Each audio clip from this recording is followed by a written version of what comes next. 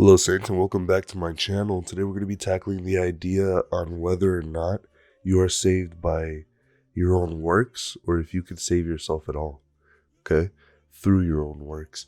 So this is something that I really have to that I've really had to tackle with a lot of people close to me, a lot of people that are lukewarm in the scripture, and I've seen it as a very strong tactic of the devil to convince people that because of their own works, because they balance out their sinning and their good works, that it will cancel out.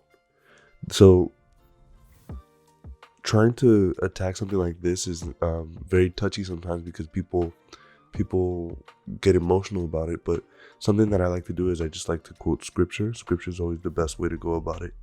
And so for all the people who believe that they're good in their own eyes, who say, well, you know what, I've done more good in my life, that's not exactly how it works. So we're going to turn to Romans 3:10, where it says, as it is written, there is no one righteous, not even one.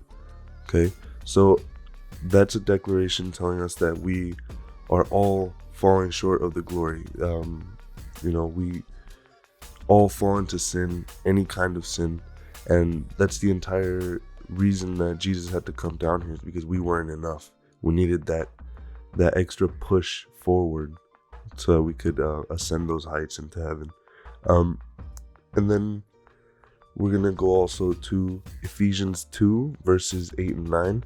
For by grace you have been saved through faith, and that is not your own doing. That is the gift of God, not the results of works, so that no man may boast. So that's another thing. This can also lead to spiritual pride. Okay, we are all really just beggars. I saw this thing online and said we're all beggars. Just that some people know where the food is at.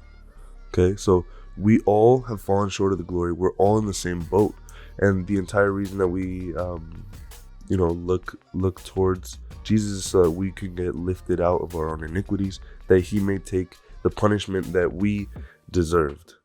Because let's say a man turns 30, right, and he's lived an average life, doing average things, being a good man his entire life. One day he just blows his top, and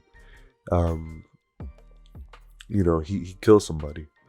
When he goes to court, he's not going to say, well, judge, I've had over 10,000 days where I've not killed somebody. What about all the good things that I used to do? I used to donate to charity. I used to do X, Y, and Z. The judge isn't going to take that into account. What he's going to say is, after all these days, we're going to be judging you for this one day where you killed somebody. And then they're going to go forward with that. So we have to understand that it's not because of our good works, anything that we could possibly do. It is by grace that the Lord gets us out. Because if he's a righteous judge, then someone has to pay the fine for this sin. And then we also have to look to the Bible, where it says that the wages of sin are death. So if you're sinning, your reward for that is going to be death. And death, and hell is the real death, and whoever gets to heaven never really dies. So that's our reward for sin. That's what people get for sinning. They go to hell. But God sent his one begotten son that we wouldn't have to go through that. Okay, so that's why at the cross Jesus said it is finished, because he finished that up. He broke all that stuff off. And then he went and defeated death and conquered the kingdom of Satan. So just remember, guys, it's not about you. It's not about anything that you could do. It's about getting out to others. It's about getting to a point where you can break away from the things that tie you down. Okay, so just keep praying, keep going at it.